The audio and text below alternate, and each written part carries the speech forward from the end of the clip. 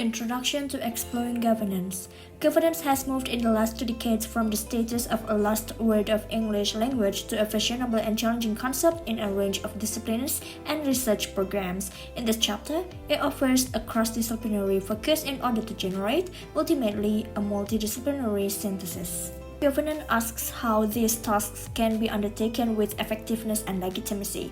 In the past, elections could be seen as giving governments the mandate, and the state had the resources of finance, knowledge, organization, and authority to ensure that social coordination was achieved with principles of good corporate governance, that is TARIF, transparent, accountability, responsibility, independence, and fairness.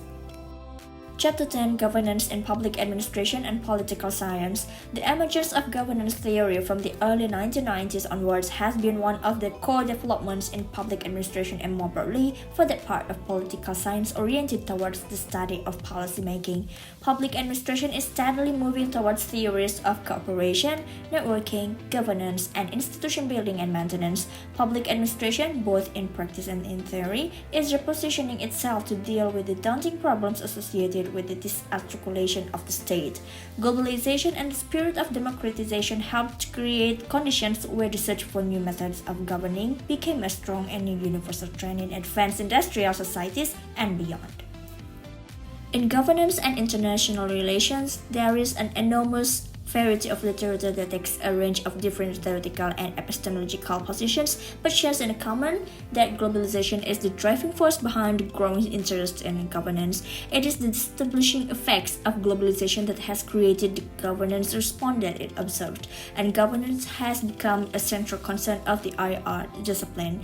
The world of IR is about more than the zero-sum contest of nation-states.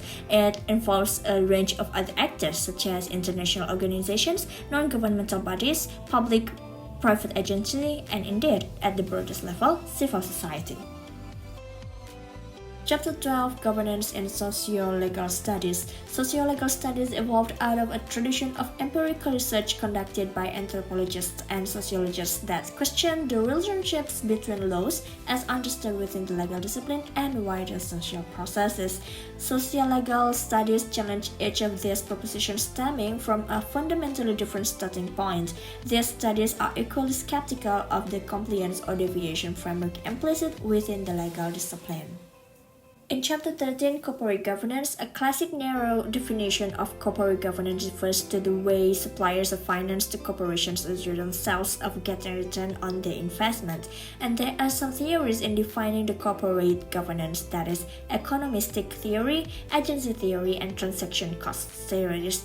And the emergence of comparative forms of governance system has led to the emergence of competing explanations for their existence.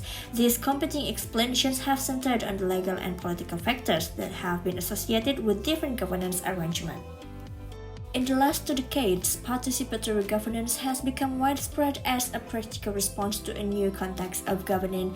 The practices of participatory governance essentially reiterate the shift from state-centered activities to a proliferation of civil society organizations.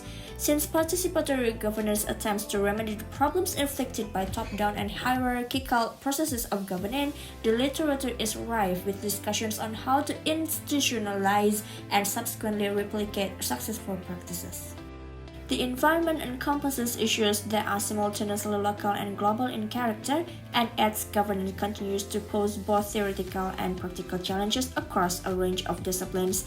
Equally, the discussion is underpinned by a fundamental paradigmatic shift from limitless and extractive growth to sustainable development, with a focus on intergenerational equity and justice.